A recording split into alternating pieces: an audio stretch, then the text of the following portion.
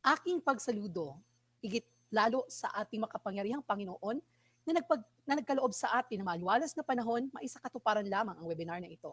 Pumapangalawa sa ating tagapamanihalang pansangay ng Panabo, Dr. Renante A. Solitario, at sa kanyang kawaksing tagapamanihala, Madam Febigay L. Rifamonte. Sa hepe ng CID, Dr. Januario Yamota, at sa hepe ng SGOD, Dr. Eileen Anyunuevo. Sa mga pansangay at pampurok na tagamasid sa iba't ibang asignatura, higit lalo sa napakaaktibong si Ginong Peter A. Mijares, sa lahat ng mga punong guro mula elementarya hanggang sekundarya, higit lalo kay Ginang Memia B. Fiesto, punong guro ng mataas na paralang pambansa ng Panabo, sa mga kapwa ko, tagapag-ugnay sa Filipino ng Sangay, mga kaguruan na nagtuturo ng Filipino, mga mag-aaral. Narito ang aking presentasyon sa pagtalakay sa kritikal na nilalaman sa Filipino, alinsunod sa 2018 Curriculum Guide.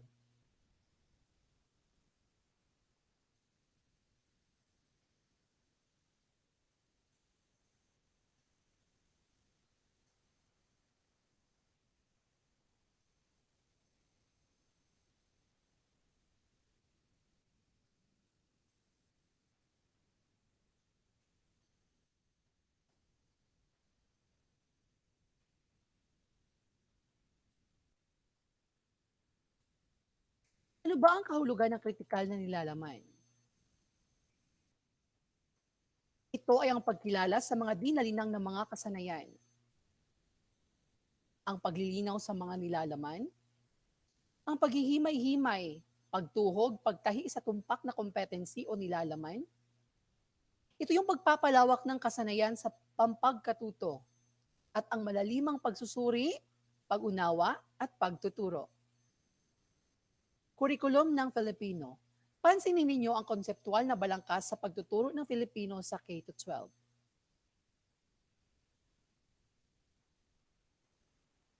Bawat bahagi ng konseptual na ito ay may kanya-kanyang kahulugan. Ano ba ang pangkalahatang layunin ng curriculum? Ito yung makalinang ng isang buo at ganap na Filipinong may kapaki-pakinabang na literacy. Kakayahang komunikatibo, magkaroon ng mapanuring pag-iisip, may pagpapahalagang pampanitikan at patuloy na pagkatuto sa pamamagitan ng babasahin at teknolohiya tungo sa pambansang pagkakakinanlan, kultural na literacy, at patuloy na pagkatuto upang makaagapay sa mabilis na pagbabagong nagaganap sa daigdig. Ano ang mga isinilalang-alang sa pagbuo ng curriculum na ito? Una ay ang pangangailangang panlipunan, lokal at global na pamayanan. Pangalawa, kalikasan at pangangailangan ng mga mag-aaral. Katlo, legal na batas pang edukasyon. At kapat, mga teoryang filosopikal ng edukasyon. Narito ang iba't ibang autor na nagbigay ng kanilang katuturan pagdating sa wika. Kay Jerome Bruner sa kanyang Discovery Learning, kay Leo Vygotsky sa kanyang Cooperative Learning, kay Jean Piaget sa kanyang Developmental Stages of Learning, at kay Robert Gang sa kanyang Hierarchical Learning, kay David O. Sabel sa kanyang Interactive or Integrated Learning, kay Cummins sa kanyang Basic Interpersonal Communication Skills o BICS, ang Cognitive Academic Language Proficiency Skills, at ang wika na ibinigay na kahulugan mula kay Dr. Jose P. Rizal. Ano ba ang pinagbatayan ng curriculum na ito? Una ay ang teorya sa kalikasan at pagkatuto ng wika. Pumapangalawa ay ang pagdulog sa pagtuturo ng wika mula unang wika hanggang sa ikatlong wika. Ang teorya o simulain sa pagsusuring panliteracy at ang pagtuturo ng mga akdang pampanitikan at tekstong palahad. Pamantayan sa programa, baitang mula 1 hanggang 6. Nagagamit ang wikang Filipino upang madaling maunawaan at maipaliwanag ang mga kaalaman sa araling pangnilalaman. Magamit ang angkop at wastong salita sa pagpapahayag ng sariling kaisipan, damdamin o karanasan ng may lubos na paggalang sa kultura na nagbibigay at tumatanggap ng mensahe. Para naman sa baitang 7 hanggang 10, ay naipamamalas ng mag-aaral ang kakayahang komunikatibo, mapanuring pag-iisip, at pag-unawa at pagpapahalagang pampanitikan gamit ang teknolohiya at iba't ibang uri ng teksto at mga akdang pampanitikang regional, pambansa, saling akdang asyano at pandaigdig tungo sa pagtatamo ng kultural na literacy gamit ang wikang Filipino upang madaling maunawaan at maipaliwanag ang mga kaalaman sa araling pangnilalaman, magamit ang angkop at wastong salita sa pagpapahayag ng sariling kaisipan, damdamin o karanasan ng may lubos na paggalang sa kultura na nagbibigay at tumatanggap ng mensahe. Ano ang pangunahing pamantayan sa bawat yugto?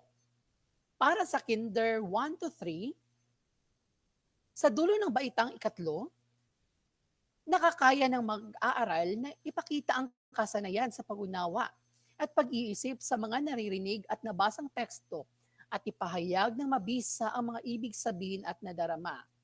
At para naman sa baitang 4 hanggang 6, sa dulo ng baitang 6 ay naipapakita ng mga mag-aaral ang sigla sa pagtuklas at pagdama sa pabigkas at pasulat ng mga teksto at ipahayag ng mabisa ang mga ibig sabihin at nadarama. Ano ang pangunahing pamantayan sa bawat yugto para sa baitang 7 hanggang 10? Na ipamamalas ng mag-aaral ang kakayahang komunikatibo, reflektibo o mapanuring pag-iisip at pagpapahalagang pampanitikan sa tulong ng mga akdang regional, pambansa, salintekstong asyano at pandaigdig upang matamo ang kultural na literacy. At para naman sa baitang 11 hanggang 12, ay naipamamalas ng mga mag-aaral ang kakayahang komunikatibo, reflektibo o mapanuring pag-iisip at pagpapahalagang pampanitikan sa tulong ng iba't ibang disiplina at teknolohiya upang magkaroon ng akademikong pag-unawa. Ano-ano ang mga pamantayan sa bawat baitang? Para sa kindergarten, ay naipamamalas ng mga mag-aaral ang kakayahan sa pagpapahayag ng iniisip at damdamin sa wikang katutubo at ang kahandaan sa pagbasa at pagsulat upang makilala ang sarili at matutong makisalamuha sa kapwa. Para naman sa baitang 1, ay inaasahang nauunawaan ng mga mag-aaral ang mga pasalita at di pasalitang paraan ng pagpapahayag at nakatutugon ng naaayon. Nakakamit ang mga kasanayan sa mabuting pagbasa at pagsulat upang maipahayag at maiugnay ang sariling ideya, damdamin at karanasan sa mga narinig at nabasang mga teksto ayon sa kanilang antas o nibel at kaugnayan ng kanilang kultura. Para sa baitang 2 ay inaasahang nasasabi ng mga mag-aaral ang pangunahing diwa ng tekstong binasa o napakinggan. Nagagamit ang mga kaalaman sa wika na kababasa ng may wastong paglilipon ng mga salita at maayos na nakasusulat upang maipahayag at maiugnay ang sariling ideya, damdamin at karanasan sa mga narinig at nabasang mga teksto ayon sa kanilang antas o nibel at kaugnay ng kanilang kultura. Para sa baitang 3, ay inaasahang nasasabi na ng mga mag-aaral ang pangunahing diwa ng tekstong binasa o napakinggan at nakapagbibigay na ng kaugnay o katumbas na teksto. Nagagamit ang mga kaalaman sa wika, nakababasa ng may wastong palipon ng mga salita at maayos na nakasulat gamit ang iba't ibang bahagi ng pananalita upang maipahayag at maiugnay ang sariling ideya, damdamin at karanasan sa mga narinig at nabasang mga teksto ayon sa kanilang antas o libel at kaugnay ng kanilang kultura. Para naman sa 4 na baitang ay naipamamalas ng mga mag-aaral ang kakayahan sa pagbasa, pagsulat at pakikipagtalastasan ng wasto upang maipahayag ang kaalaman, ideya at damdaming angkop sa kanilang edad at sa kulturang kinabibilangan at nakikilahok sa pagpapaunlad ng pamayanan.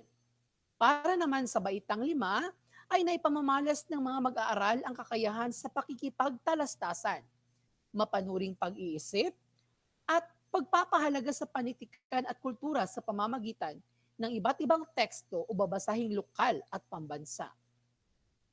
Sa ika-6 na baitang ay naipamamalas ng mag-aaral ang kakayahan sa pakikipagtalastasan, mapanuring pag-iisip at pagpapahalaga sa wika, panitikan at kultura upang makaambag sa pag-unlad ng bansa. Para naman sa ika-7 baitang ay naipamamalas ng mag-aaral ang kakayahang komunikatibo, mapanuring pag-iisip at pag-unawa at pagpapahalagang pampanitikan gamit ang teknolohiya at iba't ibang uri ng teksto at akdang pampanitikang regional upang may pagmalaki ang sariling kultura, gayon din ang iba't ibang kulturang panrehiyon. Sa ika-8 baitang ay naipamamalas ng mga mag-aaral ang kakayahang komunikatibo, mapanuring pag-iisip at pag-unawa at pagpapahalagang pampanitikan gamit ang teknolohiya at iba't ibang uri ng teksto at akdang pampanitikang pambansa upang maipagmalaki ang kulturang Pilipino. Sa ika-9 na baitang, inaasahang ang mga mag-aaral ay nakapagpapamalas ng kakayahang komunikatibo, mapanuring pag-iisip at pag-unawa at pagpapahalagang pampanitikan gamit ang teknolohiya at iba't ibang uri ng teksto at saling akdang Asyano upang mapatibay ang pagkakakilanlang Asyano. Sa ika-10 baitang ay naipamamalas ng mag-aaral ang kakayahang komunikatibo, mapanuring pag-iisip at pag-unawa at pagpapahalagang pampanitikan gamit ang teknolohiya at iba't ibang uri ng teksto at saling akdang pandaigdig tungo sa pagkakaroon ng kamalayang global. Ano-ano ang mga domain sa bawat baitang? Para sa baitang 1 hanggang 3 ay ang pakikinig. Sa pakikinig, narito ang pag-unawa sa napakinggan. Para naman sa pagsasalita, narito ang wikang binibigkas at gramatika na may kinalaman sa kayarian ng wika. Sa pagbasa naman, narito ang kamalayang ponolohiya, palabigkasan at pagkilala sa salita, pag-unlad ng talasalitaan, kaalaman sa aklat at limbag, at pag-unawa sa binasa. Sa pagsulat, narito ang pagsulat at pagbabaybay o spelling. Narito rin ang komposisyon. At sa estratehiya sa pag-aaral, pagpapahalaga sa wika, literacy at panitikan ay ilan lamang sa mga domain na para sa grade 3. Para naman sa grade 4, sa pakikinig, narito ang pag-unawa sa napakinggan, sa pagsasalita, katulad ng sa grade 3, sa pagbasa, pag-unlad ng talasalitaan, pag-unawa sa binasa, at angkop rin dito ang estratehiya sa pag-aaral. Sa pagsulat, narito ang komposisyon, at sa panunood, may panunood at may pagpapahalaga sa wika, literacy at panitikan. Para naman sa baitang 5 hanggang 6, narito yung pakikinig, pagsasalita, pagbasa, pagsulat, panunood, pagpapahalaga sa wika, literacy at panitikan. Para naman sa baitang 7 hanggang 10, narito ang iba't ibang domain. Una ay ang pag-unawa sa napakinggan na may inisyal na malaking titik na P at N, sa pag-unawa sa binasa na may inisyal na malaking titik na P at D, sa paglilang ng talasalitaan na may inisyal na malaking titik na P at T, sa panunood may inisyal na malaking titik na P at D, sa pagsasalita may inisyal na titik na P at S, sa pagsulat ay PU, sa wika at gramatika ay WG, at sa estratehiya sa pag-aaral ay EP. Baitang 7 para sa unang markahan. Ang mga akdang pampanitikan ay nasasalamin sa pulo ng Mindanao, na kung saan ang pamantayan sa pagganap ay naisasagawa ng mga mag-aaral ang isang makatutuhanang proyektong panturismo. Sa ikalawang markahan naman ay tungkol sa panitikang Bisaya, na kung saan ang pamantayan sa pagganap ay naisusulat ng mag-aaral ang sariling awiting bayan gamit ang wika ng kabataan. At sa ikatlong markahan naman, ito ay naglalaman ng mga panitikang Pangluzon, larawan ng pagkakakilanlan, na kung saan ang pamantayan sa pagganap ay naisasagawa ng mga mag-aaral ang komprehensibong pagbabalita o newscasting tungkol sa kanilang sariling lugar.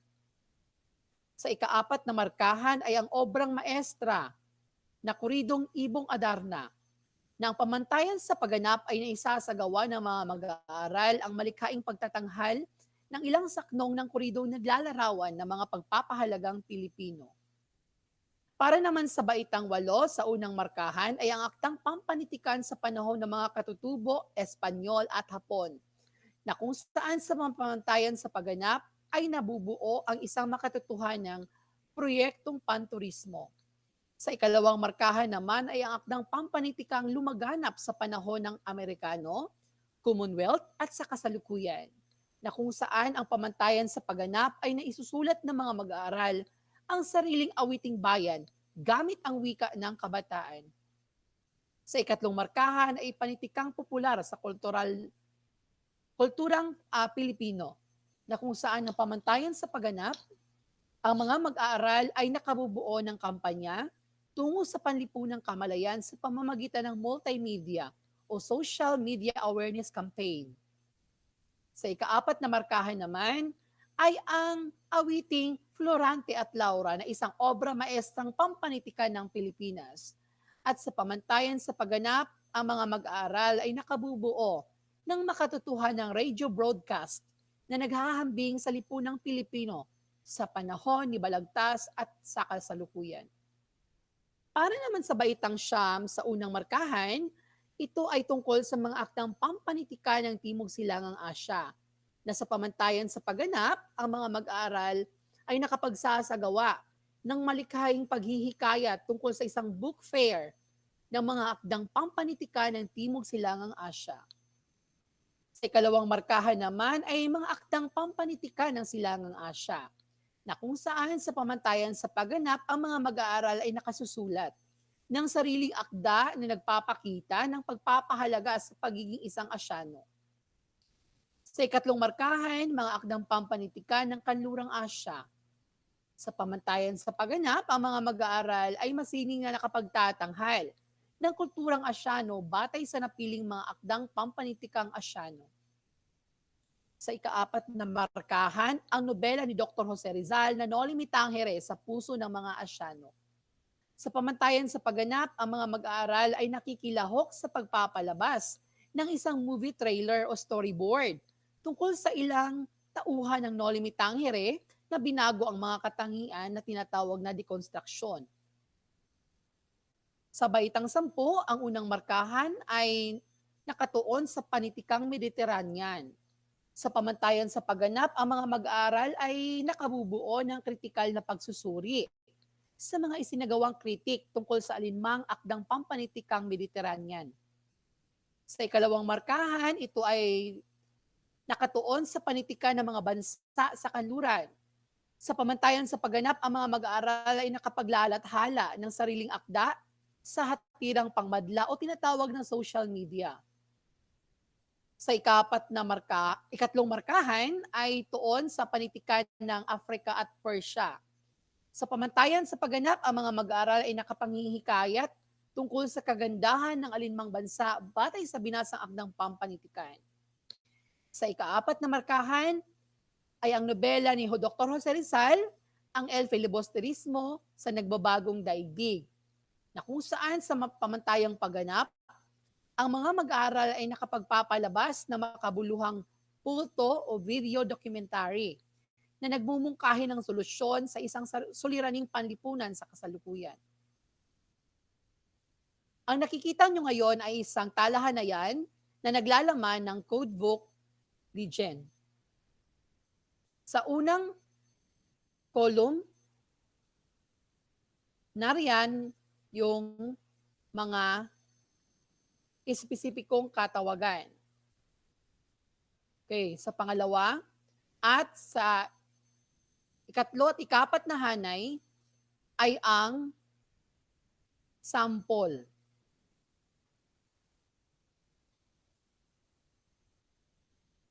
Okay, dumako naman tayo sa ika-11 hanggang ika-12 baitang, course subject. Ang asignatura ay tungkol sa komunikasyon at pananaliksik sa wika at kulturang Pilipino. Ang deskripsyon ng kurso ay pag-aaral tungo sa pananaliksik ukol sa kalikasan, katangian, pag-unlad, gamit at paggamit ng wikang Filipino sa mga sitwasyong komunikatibo at kultural na lipunang Pilipino. Pamantayang pangnilalaman, nauunawaan ang mga konsepto, elementong kultural, kasaysayan at gamit ng wika sa lipunang Pilipino. Pamantayan sa pagganap na kagagawa ng isang sanaysay, batay sa isang panayam tungkol sa aspektong kultural o linguistiko ng napiling komunidad. Para naman sa panitikang kontemporaryo o popular, napapanahong sanaysay, talumpati, panitikang popular, tulad ng awitin, comics, at iba't ibang paraan ng komunikasyon sa social media. Sa gramatika naman ay ang paggamit ng kasanayang komunikatibo, tulad ng linguistic, sociolinguistic, diskursal at strategic. Ang bilang ng sesyon ay 4 na sesyon sa bawat markahan at 4 na araw sa loob ng isang linggo. Para naman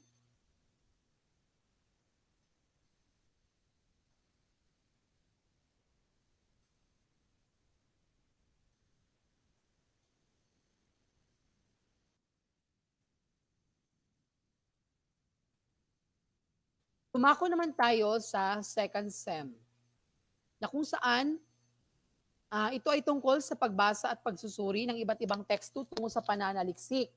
So, ang mga paksa dito ay ang kaurian ng teksto. So, ang deskripsyon ng kurso, pag-aaral sa proseso ng pagbasa at pagsusuri ng iba't ibang anyo at uri ng teksto na nakatutulong sa pagbuo at pagsulat ng sistematikong pananaliksik.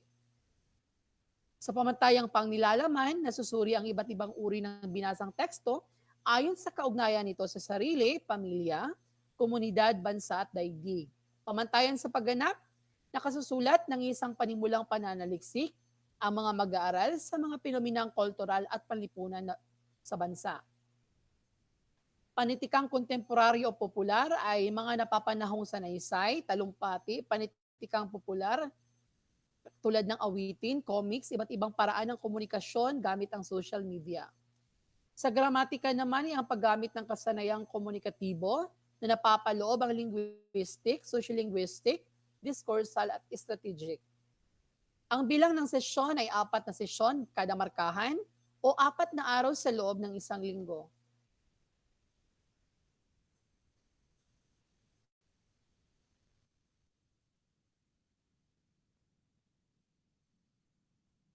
Para naman sa ikalabindalawang baitang sa academic tracks tulad ng STEM, GAS at saka UMS ay Filipino sa piling larang academic na ang paksa ay ang pagsulat ng sulating academic.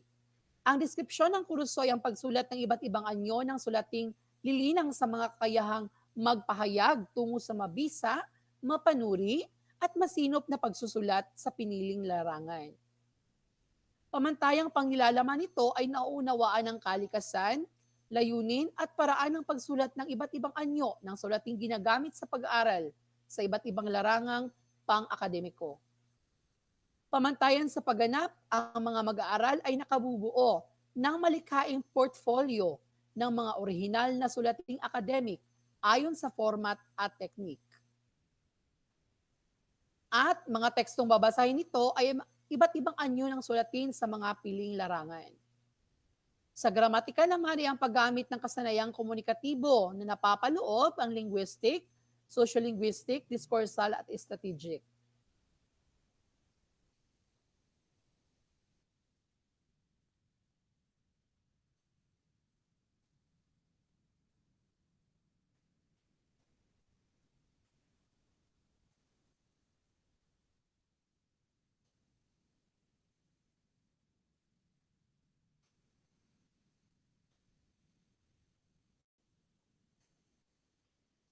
Ano-ano ang mga suliranin?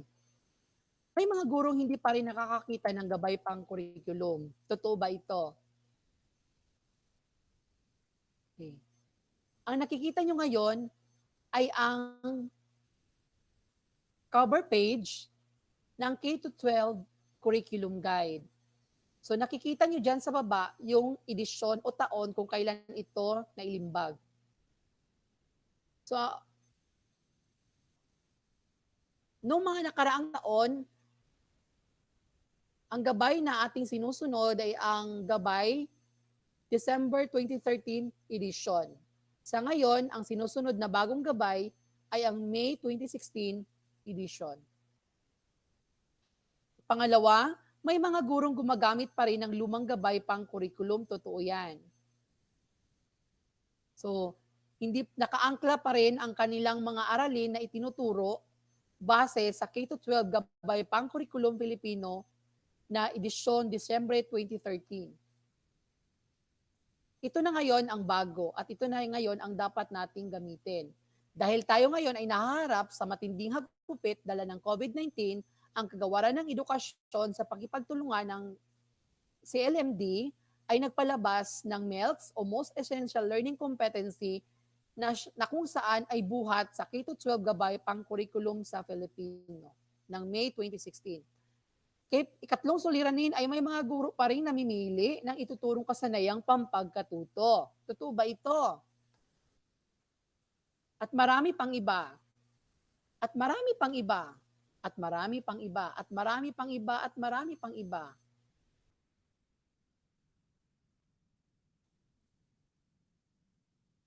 Maraming salamat po.